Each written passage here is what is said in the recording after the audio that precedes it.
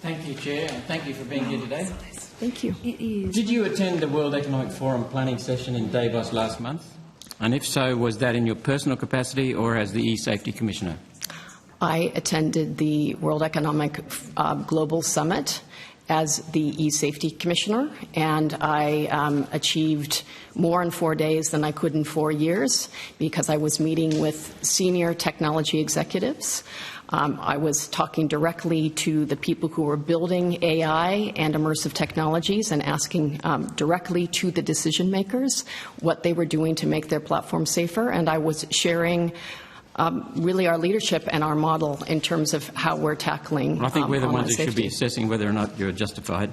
How many staff accompanied you, and what was the cost to taxpayers?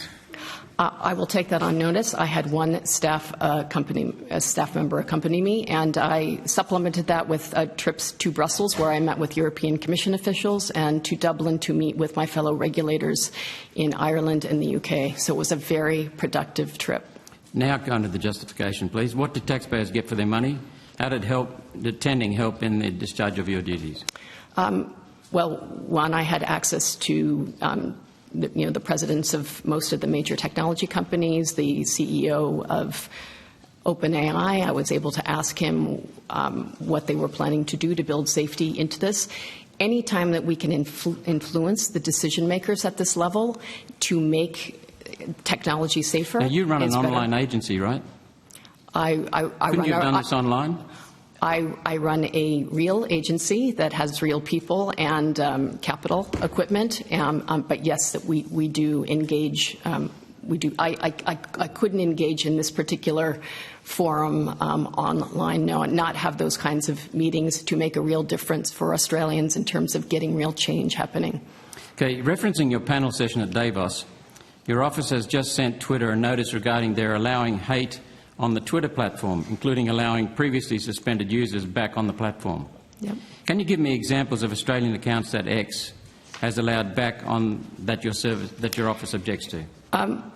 Well, so the online hate notice looked at the range of trust and safety governance steps that they had taken, including firing 80% of their safety engineers, more than half of their content moderators, and 80% of their public policy personnel, so the people that actually look after the safety. We did ask them, it was reported that 62,000 previously banned users, and to be permanently banned on Twitter, you have violated the policies pretty egregiously a number of times. So we asked them the question, and they responded. When we asked about the 62,000, they responded with 6,100. We assumed that meant they reinstated 6,100 previously banned Australian accounts, which wasn't in the manner and form of the notice and the question in which we asked them. But they didn't name what those specific ones were, but they did tell us that there are no additional safety provisions, even though they have been permanently banned for online hate in some cases. It seems to me, Ms Grant, that you're assuming the previous bans were in order. Have you explored those previous bans before coming to that judgment?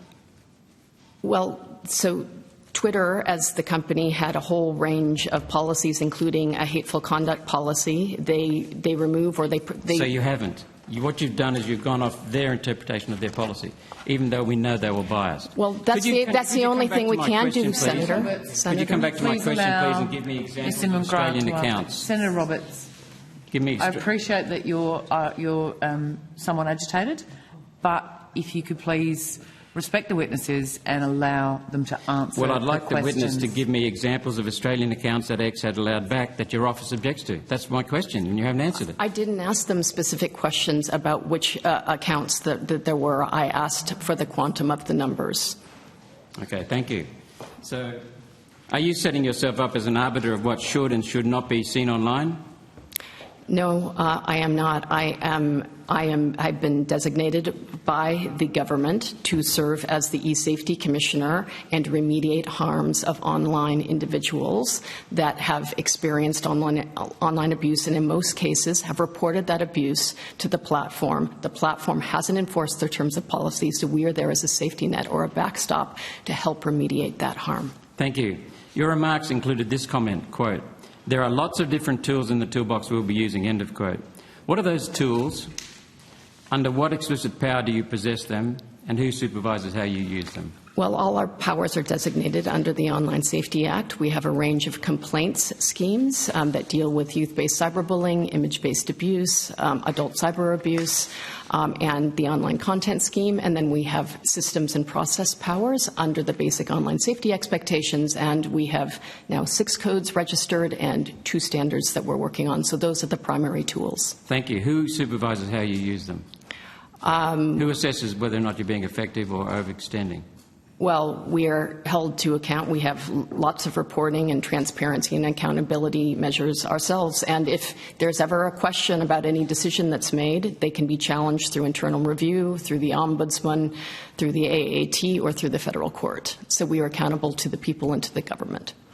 Thank you. At the World Economic Forum planning session in Davos, you said, quote, "We have started something called the Global Online Safety Regulator." Who is we? Did you receive ministerial permission to involve Australia in another globalist power sinkhole? You may laugh, but that's facing a big threat. I'm an independent statutory authority. The Internet is global. Most of our regulatory targets are based overseas. And for more than 7 years, we were the only online safety regulator in the world. Now, we use the tools that we have and we can be effective, but we know we're going to go much further when we work together with other like-minded independent statutory authorities around the globe. So with the UK, with Ireland and with Fiji, in November 2022, we launched the Global Online Safety Regulators Network.